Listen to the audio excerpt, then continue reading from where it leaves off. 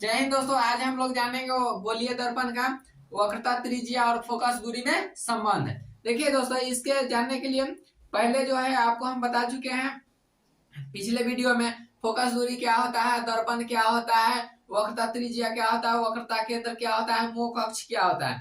अगर ये सब दोस्तों जानते हैं तो ठीक है, और नहीं जानते हैं तो पिछले वीडियो के देख लीजिएगा। और आइए आज इसको प्रूफ करते हैं। देखिए, इसको प्रूफ करने के लिए पहले मुख्य बातें कुछ जान लेना है। मुख्य बातें क्या है इसमें?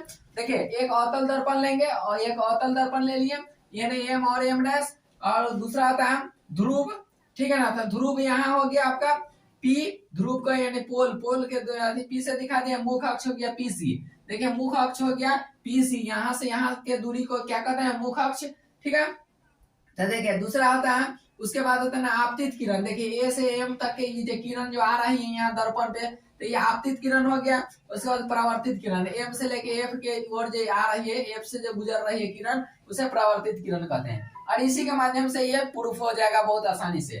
ठीक है दोस्तों, तो देखिए प्रवर्तन का दूसरा नियम कहता है दोस्तों कि आपतन कोण प्रवर्तन कोण के बराबर होता है। देखिए यहाँ नियम पालन करता है कि नहीं। आपतन कोण देखिए ए एम सी, ये जो है यहाँ आपतन कोण जो बना रही है, ये जो है दोस्तों आपतन कोण, ये जो है आपतन कोण आई। ठीक है ना, इसको आई से लिखते हैं। और आपतन कोण प्रवर्तन कोण के बराबर होता है। तो देखिए प्रवर्तन कोण ये हो गया, ये प्रवर्तन कोण यानी आर। ठीक है दोस्तों, तो आपतन कोण प्रवर्तन कोण के बराबर हो गया। अब तो दोस्तों देखिए, एकांतर कोण के माध्यम से क्या होता है? ए एम सी बराबर एम सी एफ। देखिए ए एम सी और बराबर जो हो रहा है एम सी एफ के बराबर होता है। एकांतर कोण क्या होता है दोस्तों? जैसे दो रेखाएं हैं, क्या होता है? दो सरल रेखाएं हैं, दो सरल रेखाएं हैं।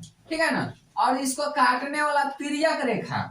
ठीक है, दो सरल रेखाएं जो होता है, इसको काटने वाला तिर्यक रेखाएं द्वारा जो बना हुआ कोण होता है वो एकांतर कोण होता है। ये कहीं भी सरल है, सीधी कहीं जाके मिलेगी नहीं, दोनों रेखाएं को कभी नहीं काटेगी। और इसके द्वारा जो है ये सीधा जाते रहेगी। तो इसको द्वारा जो रेखा जो काट रही है, इसके द्वारा जो कोण बना, देखिए ये जितना डिग्री का कोण होगा उतना ही डिग्री का ये भी कोण होगा। ठीक है दोस्तों, तो देखिए यहाँ जो अभिलंब ही डाले हैं, अभिलंब के माध्यम से अब देखिए यहाँ दिख रहा है कि एक ये सरल रेखा है और एक ये सरल रेखा है। ये दोनों रेखाएं को काटने वाला ये तिर्यक रेखा है जो अभिलंब है।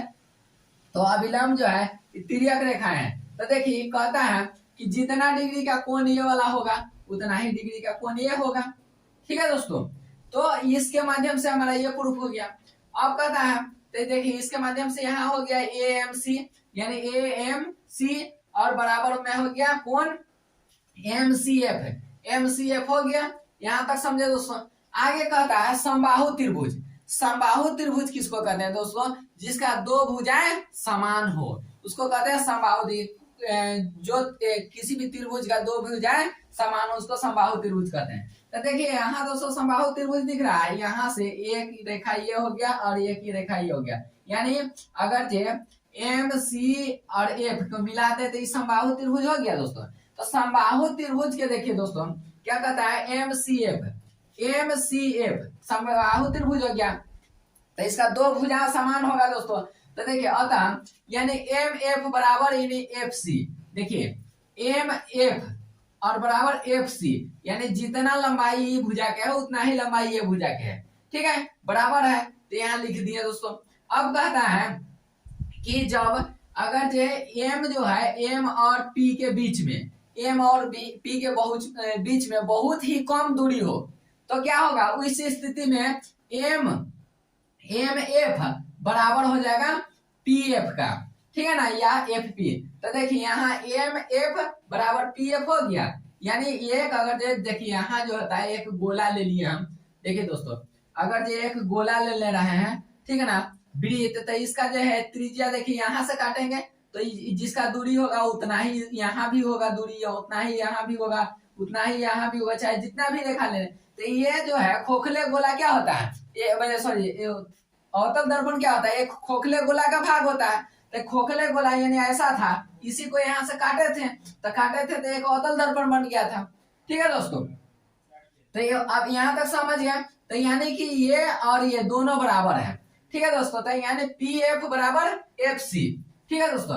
अब देखिए दोस्तों, कहता है जब ये इसके बराबर ये है और इसके बराबर ये है तो तीनों रेखाएं तो आपस में बराबर है, तो हम मान सकते हैं एक इतना बड़ा डंडा हमको बनाना है, इतना बड़ा रेखा बनाना है, तो क्या है दो गो, एगो ये छोटा चुके रेखा हो गया और एगो ये रेखा हो गया, दोनों को जोड़ देंगे तो हो जाएगा। या हमको अगर इतना ही अगर बनाना है, इतना ही छोटा रेखा बनाना है, तो इस इतना पर से इसको तोड़ देंगे तो हो जाएगा। तोड़ना यानी कि 2 से भाग देना, ठीक है दोस्तों, यानी आधा आधा करते रहे। तो देखिए दोस्तों, यहाँ हो गया PF बराबर FC और बराबर में हो गया PC/2, यानी यहाँ से यहाँ तक एक रेखा था, डंडा था, उसको 2 भाग में एक टुकड़ा इतना कर दिए यानी PF और एक टुकड़ा कर दिए CF, 2 टुकड़ा में बांट दिए यानी 2 से भाग दे दिए। तो अब देखिए दोस्तों, यहाँ से ध्रुव से और फोकस के बीच के दूरी को कहते हैं फोकस दूरी, और इसको लिखते हैं F से। यहाँ से यहाँ तक की दूरी को क्या कहते हैं फोकस दूरी, है इसको दिखाते हैं F से, तो F हो गया यहाँ दोस्तों। अब दोस्तों कहता है यहाँ से और यहाँ की दूरी को कहते हैं क्या, वक्रता त्रिज्या, यानी वक्रता त्रिज्या, इसको लिखते हैं R से, इसको R से दिखा दिए, ठीक है दोस्तों। तो R को अगर 2 भाग से दो टुकड़ा में बांट दिए तो F हो गया, यानी यहाँ से यहाँ था उसको 2 टुकड़ा में बांट दिए तो इतना हमको प्राप्त हो गया, यही तो निकालना था। तो यही पूछता है कि F और R का संबंध क्या होता है, तो F हमेशा R का आधा होता है, यानी R यानी त्रिज्या, वक्रता त्रिज्या के आधा होता है फोकस दूरी, ठीक है दोस्तों। यहाँ तक आशा करते हैं कि समझ में आया होगा दोस्तों। नहीं समझ में आएगा तो आप फिर से इस वीडियो के एक बार देखिएगा, एकदम 100% आपको समझ में आएगा ही आएगा। थैंक यू दोस्तों।